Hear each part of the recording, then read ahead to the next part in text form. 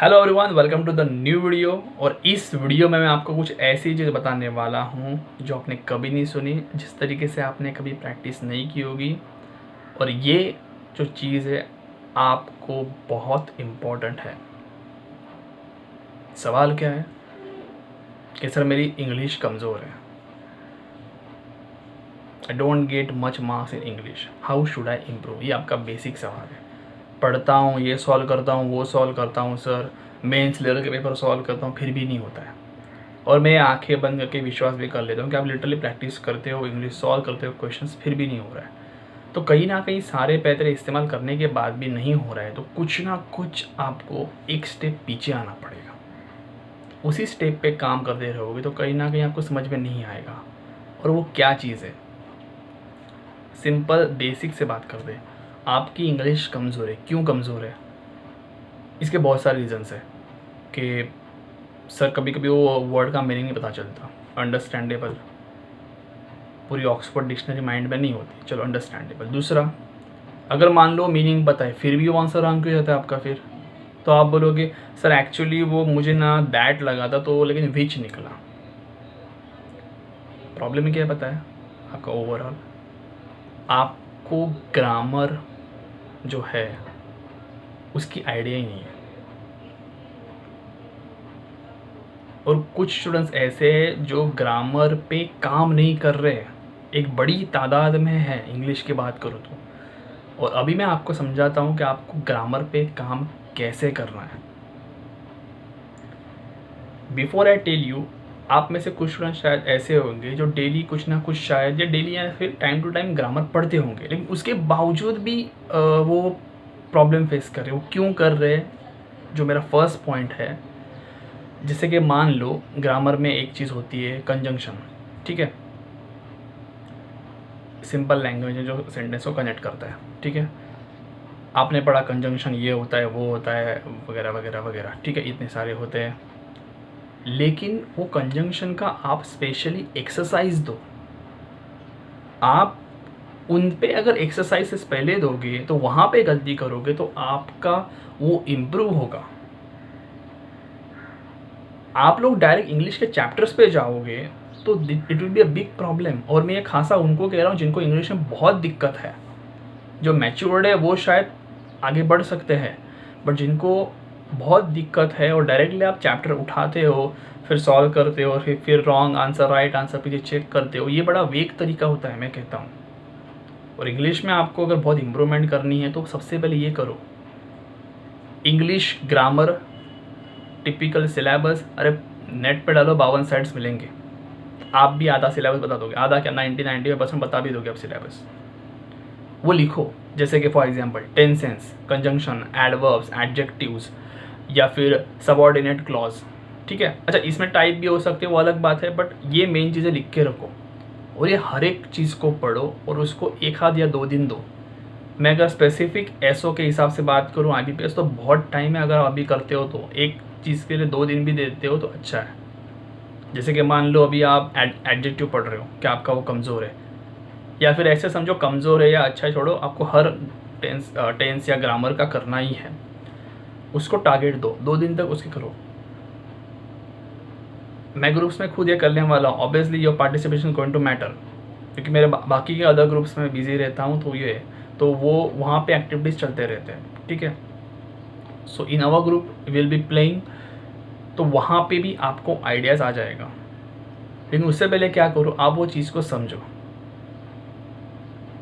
अभी एडवर्ब का एक एक बेसिक मीनिंग जो स्टूडेंट्स बात करते हैं, जो सही भी है, कि एलवाई लगा दो तो उसको एडवर्ब कहते हैं, ठीक है? लेकिन इसकी गहराई तक पहुँचो और उसके क्वेश्चन सॉल्व करोगे ना, बहुत आपको फ़ायदा होगा।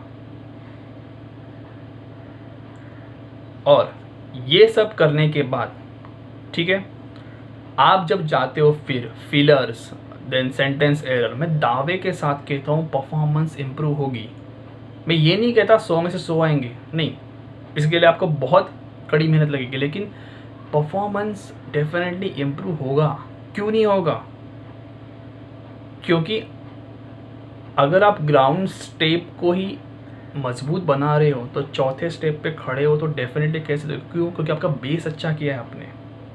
इसीलिए तो वो दैट नहीं समझा, आपको विच नहीं समझा कहाँ पे, एंड व्हाट वी डू, अच्छा ऐसा था क्या, वैसा था क्या, लेकिन एक्चुअली दिमाग में कुछ गया ही नहीं है।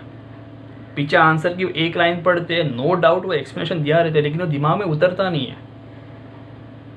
कभी कभी एक फ्रैंकली बोलूँ, मान लो विच चूज़ किया और विच ही आंसर रहा, समटाइम्स वी डोंट बॉदर कि विच क्यों करेक्ट था, क्या मेरे दिमाग में जो एक्सप्लेनेशन है वही करेक्ट या और कुछ है। तो ये सीखने की ना भूख होनी चाहिए। एक फ़नी एग्जांपल देता हूँ, शादियों में कैसे होता है, जब हम लोग खाना खाने को जाते हैं, मिलता है फिर भी यार और एक गुलाब जामुन, कैसे वो भूख रहती है और खाना है, पूरा उस मोमेंट को जीना है।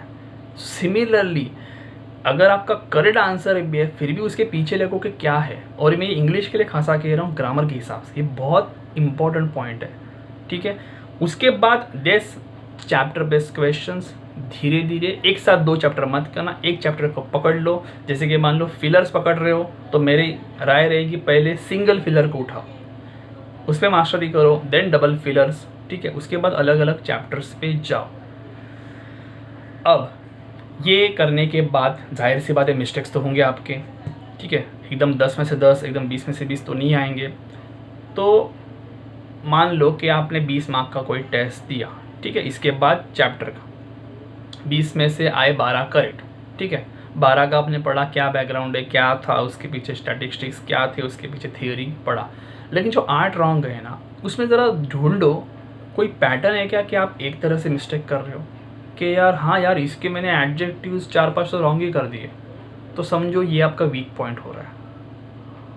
चाहो तो ये एक टेस्ट के बाद ही एग्जैक्टली मत जाना बैकअप के लिए, 2-3 टेस्ट के बाद देखो और पैटर्न नोटिस करो, क्योंकि जब आप पैटर्न नोटिस करते हो तो पता तो चलता है एरिया ऑफ वीकनेस या एरिया ऑफ इम्प्रूवमेंट क्या है।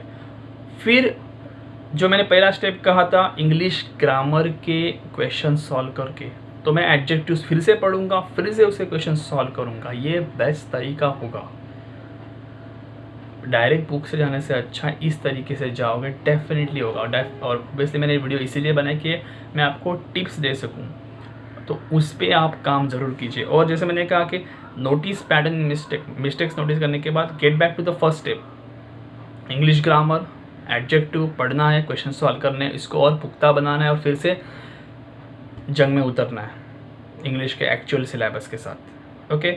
इसके अलावा एक लास्ट में आपको एक दूसरी टिप देता हूँ जो आपने सुनी भी होगी, उसके लिए आपको कोई किसी भी वीडियो देखने की भी ज़रूरत नहीं है, कि सभी कहते हैं न्यूज़पेपर्स पढ़ो, ठीक है, अच्छी चीज़ है, न्यूज़पेपर से वोकैबुलरी बनती है।